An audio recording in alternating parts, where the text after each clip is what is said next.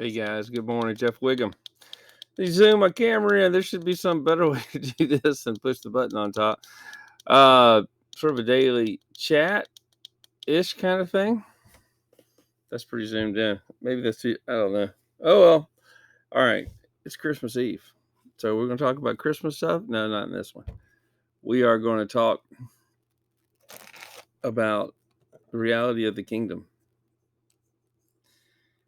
And it really is. That's the good news. Look, we preach Christ and Him crucified because that's the only way we are made right with the King. That we gain entrance to the kingdom. But then once we get born again, we're just not sitting around waiting for the heaven train, to come take us home, right? When we die, or wait for Him to come out of the clouds. We're in it when we're born again. We become a new creature, little babies. So that's so this morning, we're talking about framing everything about the kingdom of God. And it's this world. It's seek first the kingdom of God. Imagine what we get to do, right? We get the privilege of living according to another kingdom. And when we think, the first place everybody thinks that kingdom ends is, well, you got to have money to live. Well, okay, this everything here pretty much, it takes money, right? That's what it wants. Uh, but to think that our God's not able to provide that, well, that's just a fallacy. Our God can provide. I mean, physically in this world. I mean, He could. I mean, it's even in the Bible. Coins out of the the mouth of a fish, kind of thing. But it's much more than that. Um, And that's the one we want to talk about because it always that's the first thing out of the gate that we deal with is how do we what does it mean to put the kingdom of God first, but yet still live in this world? And so we've come up, with some kind of a permanent compromise that we actually call the will of God, which is, oh, well, you got to go do your secular thing, and then you have to go do, and in the part time, can do some witnessing, but really that's really for preachers and a few people that are weird. But otherwise, the rest of us, we just do a little here, a little there, maybe, you know. But I don't really think that qualifies as putting the kingdom first. I really don't. I don't think you can come close to a fair reading of seeking the kingdom first, because if we think about what we're talking about, um, I don't have it up, but like in Matthew, it's right when he's talking about the things that don't worry. We think seek kingdom first is a command, which it is. Um, but I think it was one of the first favorite passages when I became a believer. I think it was 6:24 is about don't. Uh, 6:24 is a money one. Two masters. Let's roll it back just a bit to 20 and to 19.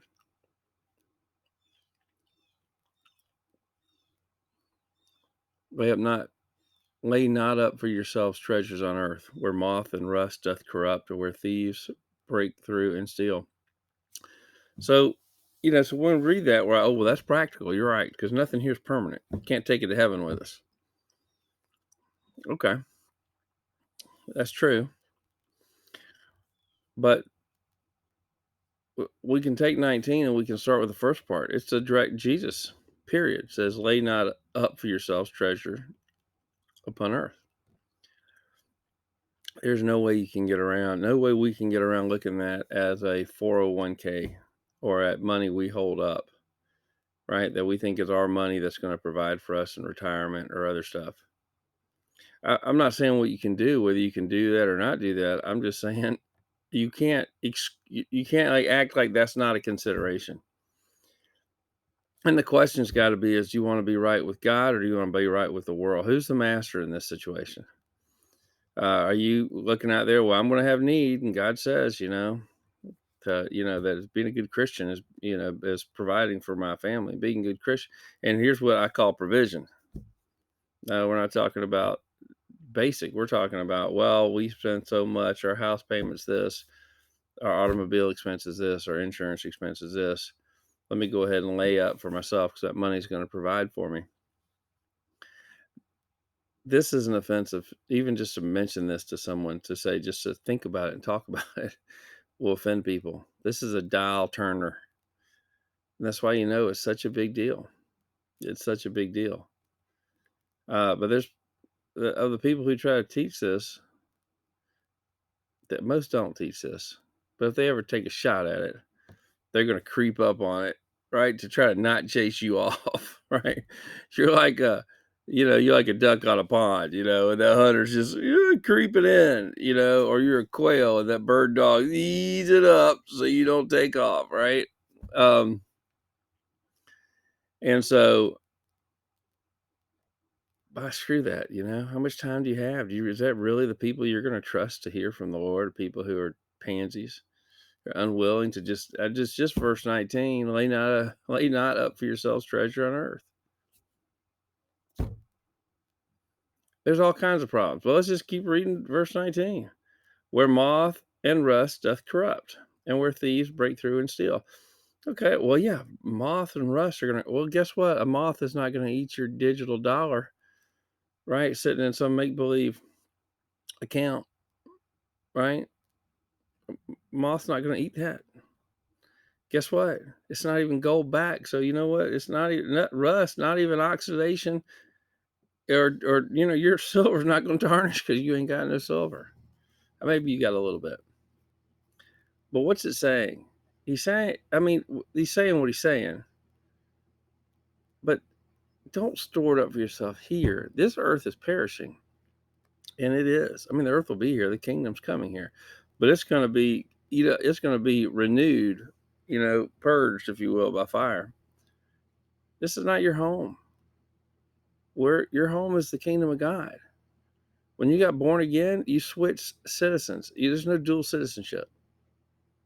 There is no dual citizenship. You're either sheep or you're a goat. You're either a follower of Christ or you're not.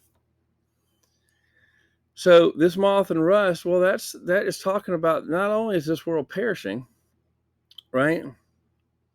But whatever even you have is corrupted. It's not even good. Like you think that, oh, well, that money is going to provide for me. Guess how many times have we had money not go far enough? How many times have we had a deal where we thought it was going to be great and then, okay, it's not as good as we thought it was going to be? Right? You flip on your TV, you watch a commercial. Well, we thought we had enough to retire, but we didn't. So we decided to go ahead and sell all our life insurance policies so we could use the money now instead of passing something on to our children. We decided to do a reverse mortgage. Why pass our house along? We're going to go ahead and take the money out now because we didn't have enough. There's no such thing as enough. There is, but you know what I'm saying. I'm not going to open that can. What's he say? It's about the earth. It's not about your money, treasure. It's about the world you live in. This is talking about the kingdom you live in, right? Moth and rust doth corrupt, where thieves break through and steal.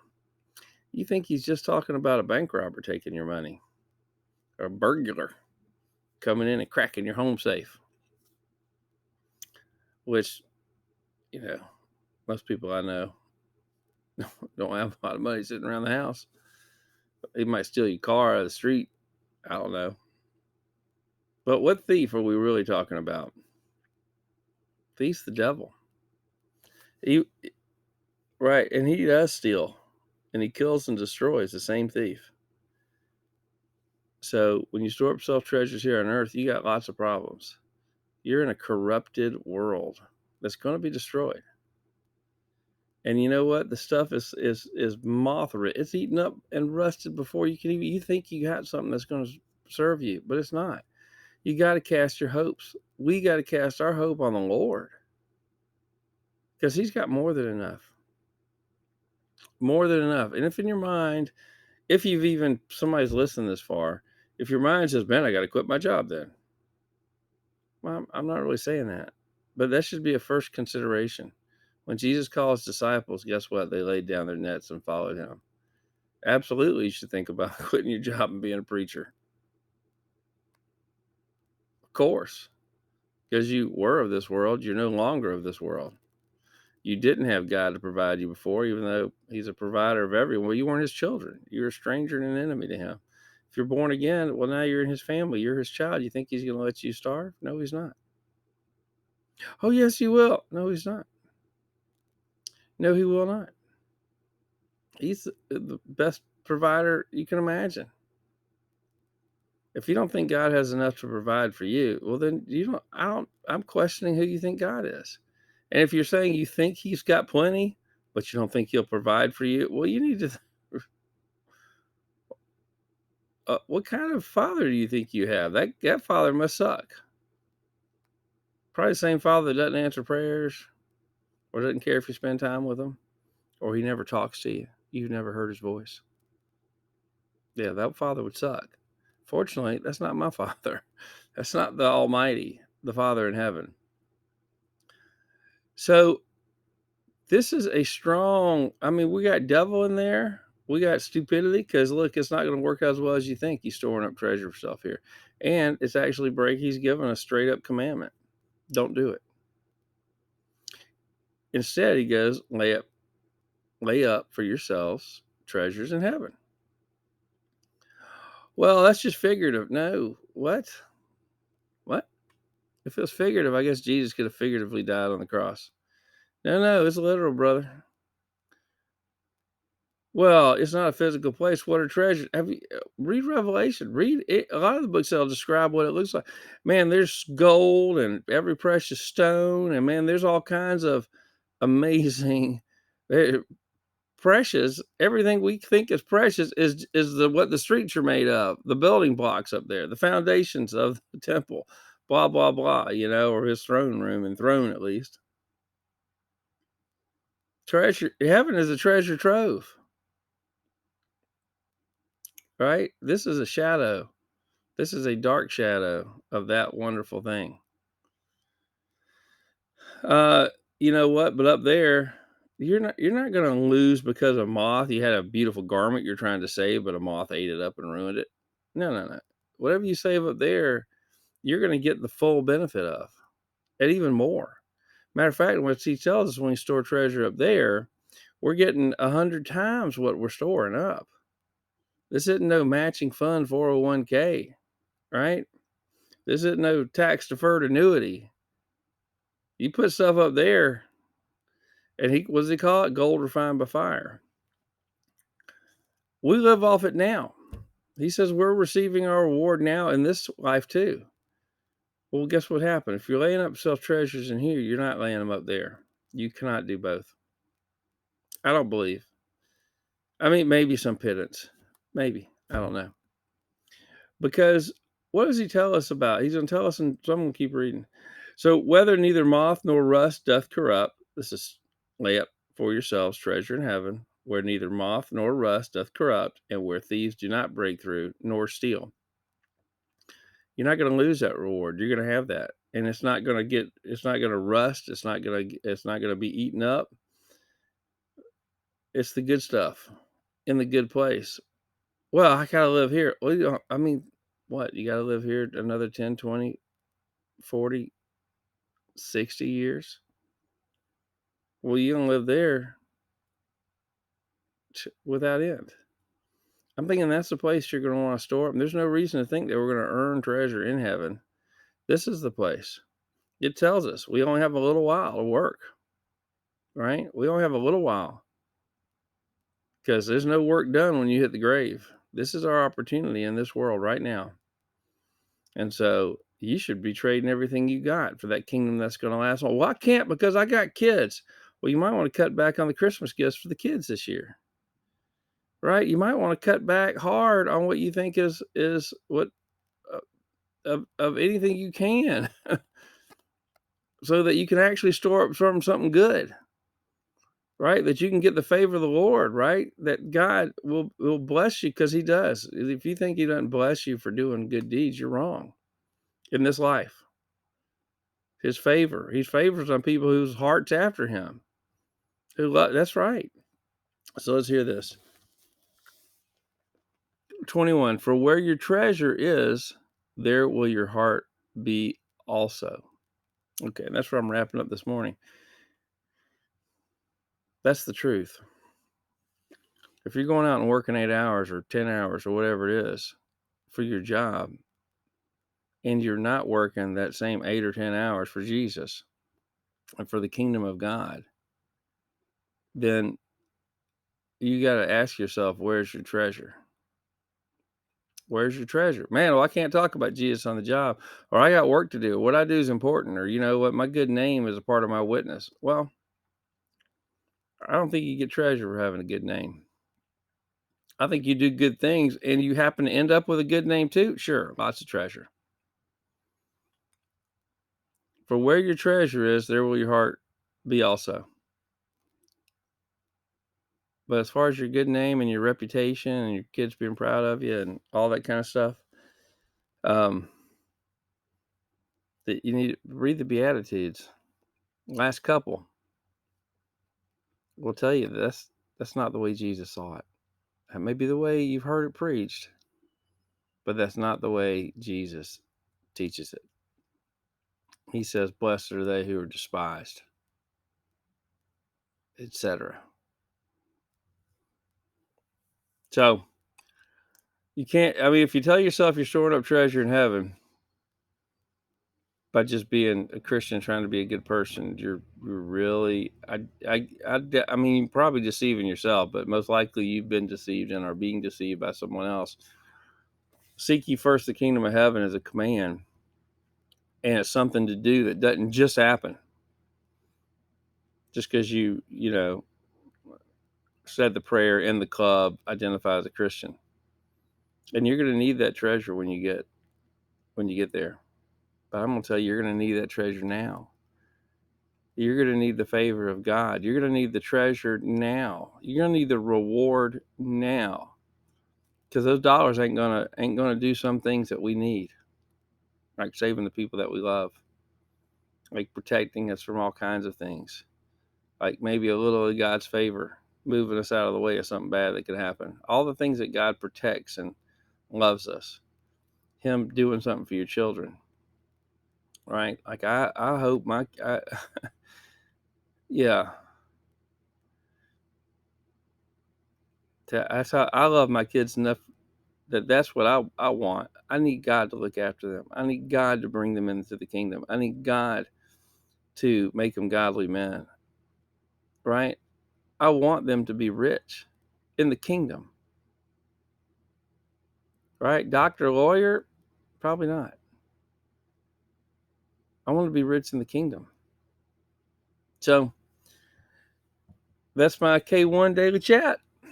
And just think of this, the fact that we have opportunity, not because of our status or school or the world. We have an opportunity today to go out and actually and lay up treasure, make money, make true gold, true money, true currency in the kingdom to please God, and all of a sudden get all this blessing, hundredfold of what we lay up. We're going to need that. And today we get the chance to go do it, right? Today we get to go do it. So every hour that you sell for, whether it's $100 an hour or $500 an hour or $10 an hour, well, you're selling your life. And that's all right. I mean, work. I'm not saying don't go work or don't go get a paycheck or don't. I'm not saying that. But if you look at your life and you realize that that's what you're spending the majority of your time thinking about, that much less, I mean, I could talk about your leisure activities and all the rest, but uh, we really have an opportunity, even at your job, even other places, we have an opportunity to store up treasure in heaven. So we can do this anywhere and everywhere. So anyway, God bless. I'm going to drop. I could sit and ramble about this particular topic because I think it is so important. So I'm so excited about it. And anyway, bless you guys, and have a good day. I guess it's Christmas Eve, so you got that. Bye.